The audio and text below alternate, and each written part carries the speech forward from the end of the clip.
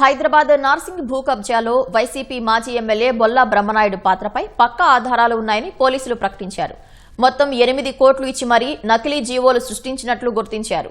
CCLA Hydraa ఆఫీసులు clearance ఇచ్చినట్లు forgery పత్రాలు తయారు చేశారని స్పష్టం చేశారు.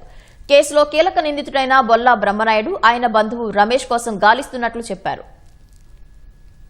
రంగారెడ్డి జిల్లా గండిపేట సర్వే నెంబర్ 18లోని 9.10 ఎకరాల ప్రభుత్వ భూమికి సంబంధించిన నకిలీ జీవోల కేసులో హైదరాబాద్ పోలీసుల దర్యాప్తు వేగవంతమైంది. ఈ వ్యవహారంలో కీలకంగా వ్యవహరించిన న్యాయవాది వెల్ది రామకృష్ణ, సహాయకుడు ప్రవీణ్ను ఇప్పటికే అరెస్టు చేశారు. వారి నుంచి రాబట్టిన సమాచారం, దర్యాప్తులో గుర్తించిన విషయాలను శేర్లింగంపల్లి డీసీపీ సిహెచ్ శ్రీనివాస్ వెల్లడించారు. సూర్యాపేట జిల్లాకు చెందిన లాయర్ వెల్ది రామకృష్ణకు క్రిమినల్ బ్యాక్గ్రౌండ్ ఉన్నట్లు చెప్పారు. అతనిపై తెలంగాణ వ్యాప్తంగా 9 కేసులు ఉన్నాయని డీసీపీ తెలిపారు. సచివాలయంలో అసిస్టెంట్ కలెక్టర్ హోదా అని నమ్మబలికి ఉద్యోగాల పేరుతో చాలా మందిని మోసం చేసినట్లు గుర్తించామన్నారు.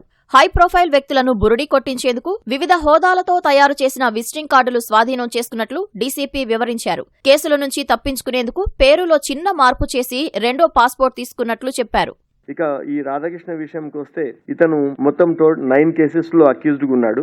ఇతను ఒక రిజిస్టర్డ్ అడ్వకేట్, బార్ కౌన్సిల్ లో రిజిస్టర్ చేసుకో ఉన్నాడు. కానీ బయట సొసైటీలో అడిషనల్ కలెక్టర్, డిప్యూటీ కలెక్టర్, నేను సెక్రటేరియట్ లో పనిచేస్తాను, కావాల్సిన ల్యాండ్ సంబంధించిన సెటిల్మెంట్లు కావచ్చు, లేకపోతే ఏదైనా ఆర్డర్స్ కావాలంటే తీసుకురావటం కావచ్చు, లేకపోతే ప్రభుత్వ ఉద్యోగాలు ఇప్పిస్తానని రకరకాల దీంట్లో ప్రజలను మోసం చేస్తూ ఉన్నాడు. అతను విజిటింగ్ కార్డు చూస్తేనేమో డాక్టర్ వెల్ది రాధాకృష్ణ అని ఉంటది. అతను ఎక్కడ కూడా పిహెచ్డి చేసిందేం లేదు. కానీ బయట హై ప్రొఫైల్ సర్కిల్లో సర్క్యులేట్ చేసుకోవడానికి ఆ విజిటింగ్ కార్డ్స్ కూడా కొట్టున్నాయి. అది కూడా మనము సీజ్ చేయడం జరిగింది. ఈ నిమ్మల ఫ్యామిలీకి గవర్నమెంట్ నుంచి ల్యాండ్ ని రెగ్యులరైజ్ చేయమని చెప్పి కలెక్టర్ కి, అక్కడ నుంచి సీసీఎల్ఏకి అందరికి ఏదైతే ఫైల్ రూటింగ్ అయిందో అక్కడేమో అన్ని ఆర్డర్స్ వచ్చినట్లుగా ఆ officers concern all IAS officer signatures అందరి కూడా ఫోర్జరీ చేసి దాని మీద ఆర్డర్స్ కూడా క్రియేట్ చేయడం జరిగింది. ఆ bunch end to end starting నుంచి ఎండింగ్ వరకు జరిగిన మొత్తం ఆ ప్రాసెస్ ను కూడా ప్రతి ఆర్డర్ కూడా ఒరిజినల్సే అతని దగ్గర నుంచి సీజ్ చేయడం జరిగింది.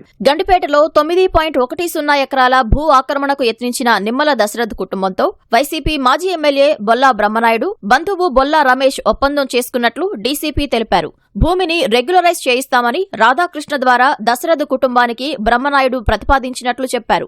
అందుకు అవసరమైన నకిలీ డాక్యుమెంట్లు రాధాకృష్ణ సృష్టించినట్లు డీసీపీ వెల్లడించారు. ఈ పని కోసం రాధాకృష్ణతో పాటు మరో అడ్వకేట్ గ్యాంగుకు 4 కోట్ల చొప్పున బ్రహ్మనాయుడు మొత్తం 8 కోట్లు ఇచ్చినట్లు తెలిపారు. వాట్సాప్ లో సర్క్యులేట్ అయిన నకిలీ డాక్యుమెంట్లను గుర్తించి తహసీల్దార్ ఫిర్యాదు చేశారని డీసీపీ తెలిపారు.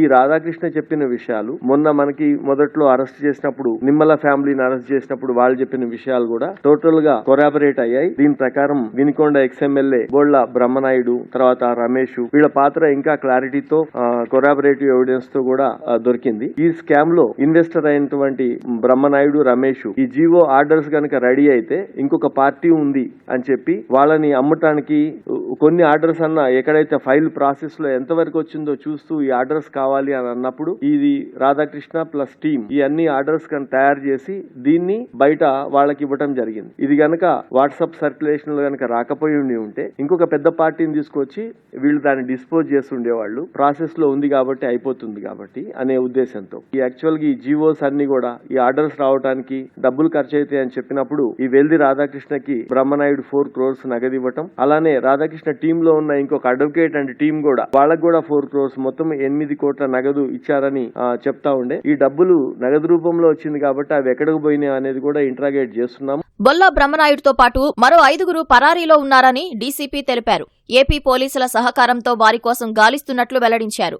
ఇంకా ఈ కేసులో ఇప్పటి వరకు ఇతనితో 5 అరెస్ట్ చేయడం జరిగింది. ఇంకా ఒక 5 అరెస్ట్ చేయాల్సింది ఉంది. దీంట్లో బ్రహ్మనాయుడు, రమేష్ వీళ్ళతో పాటు కలిపి టీమ్స్ ఇంకా ఏపీలో ఇప్పుడు ప్రయత్నిస్తూనే ఉన్నాయి. మన టీమ్సే. అతను పరారీలో ఉన్నాడు. ఆల్ ఫోన్స్ స్విచ్ ఆఫ్ పెట్టి టీమ్స్ దాంట్లో ఉన్నాయి. ఇంకా త్వరలోనే ఈ పరారీలో ఉన్న వాళ్ళందరినీ కూడా పట్టుకుని మళ్ళీ మీకు టోటల్ డీటెయిల్స్ తెలియజేస్తాం. మన టీమ్స్ ఉన్నాయి అక్కడ.